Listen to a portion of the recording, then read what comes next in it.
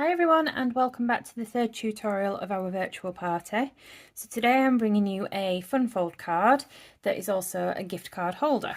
So it opens up like that.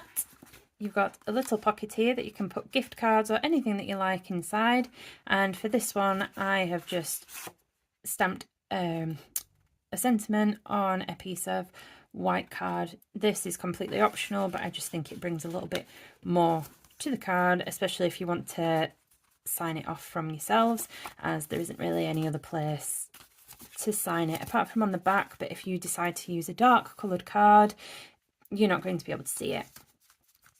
So the front of it is just, I've kept it quite plain. I wanted the paper to speak for itself. The only thing that I've done is I have fussy cut some flowers out of some spare paper that I had and put them up onto dimensionals just to give it a little bit more oomph.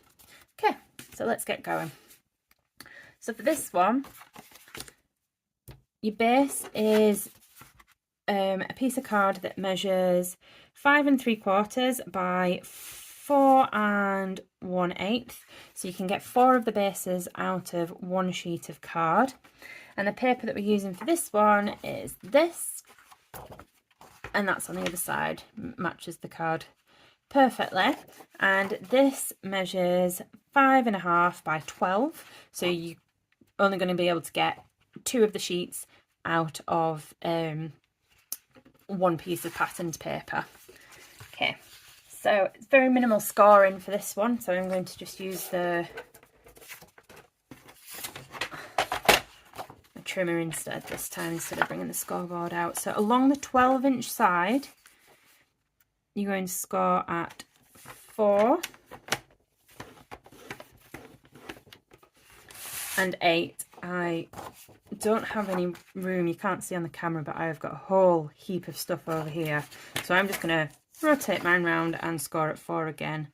And because it's a 12-inch piece of paper, I just want 3 sections, sorry, that are 4 inches each, so that's perfectly fine for me.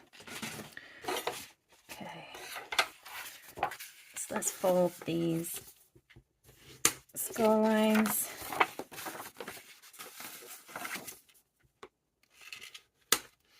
Okay, and this is the basis of our card. So if you've got a right or a wrong way with your the front of the patterned paper, I like to have my right way facing that way that's on the front of the card. As the majority of this is going to be cut away, I am not as bothered about the inside of the card, and the back is going to be adhered to the cardstock anyway. If you're a bit particular, try and choose a pattern paper that is multi-directional so you don't have to worry too much about it. So I'm actually going to bring my trimmer back in, because what we want to do is cut from this corner here down to this score line here to create our pocket.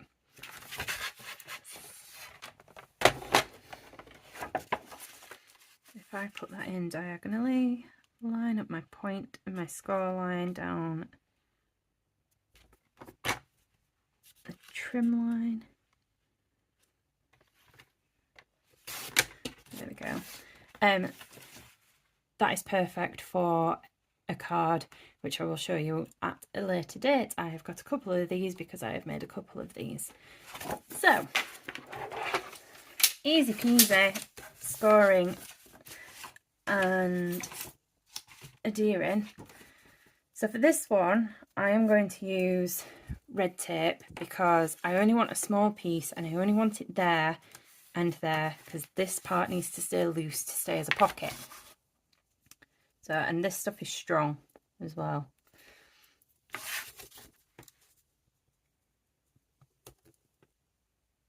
I'm just going to run that up to that top corner there. Get it onto the corner. Trim that down. I'll fold that back in a second. And you might not even need to do this bottom part here. You can actually just get away with putting adhesive down that side there, but I want to do it just to make it a little bit more a little bit flatter. Depending on what you're actually putting in the pocket, you can completely leave the adhesive off. It's entirely up to you.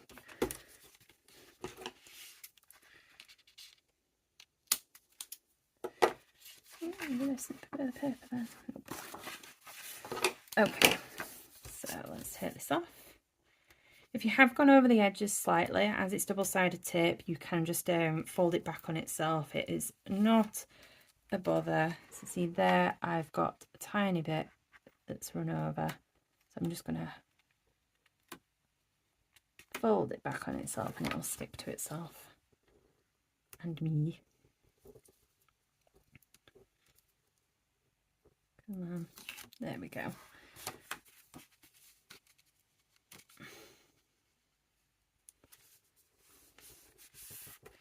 There we go. I'll give that another burnish to keep it in place. And then on this back side here,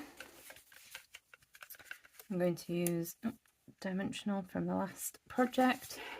Just make sure that you're gluing the right part. You want to glue this side, so the opposite of where you've just done that triangle. I like to fold everything in.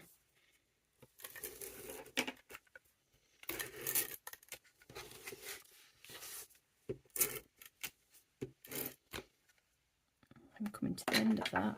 Oh no. Time to get some more. And then, very simple. I say very simple, but I have a camera right in front of my face and I can't seem to line this up. No.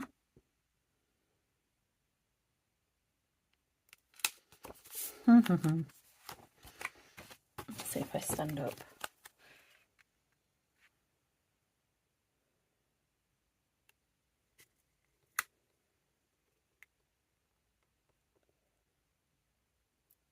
This will be much easier for you because you will not have a camera or a tripod in your way. Why can't I get this right?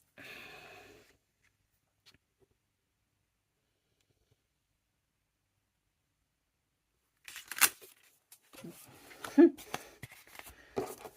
try this way.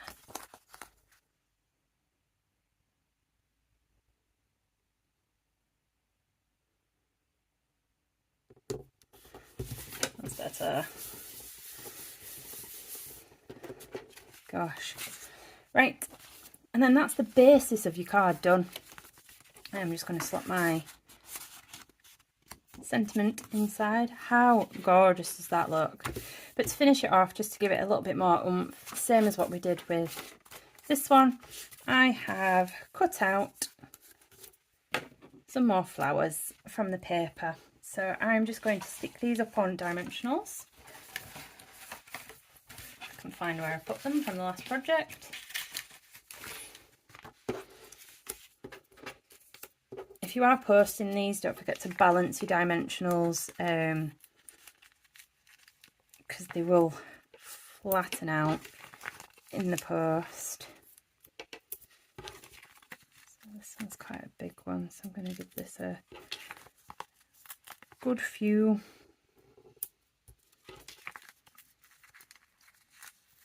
This is where mini dimensionals come in handy.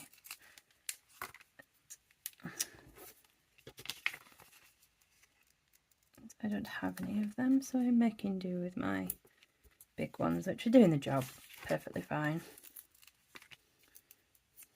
2 on this one, I think.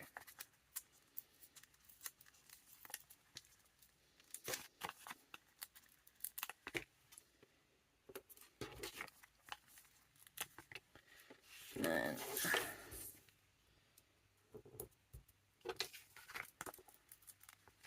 two. This one. Lovely.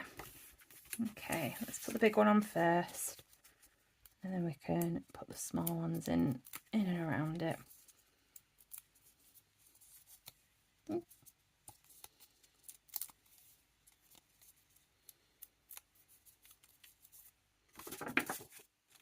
Dimensional backings everywhere. Okay, so I think I'm going to put this one here.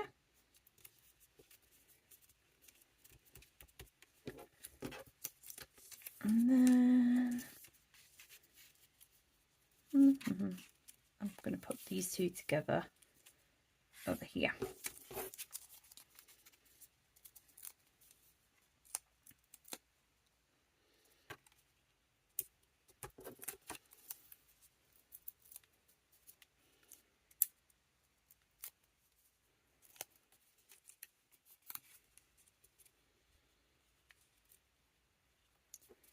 And there you go, a quick and easy gift card holder. Gorgeous! Thank you very much for stopping by, and I'll see you on the next one. Bye!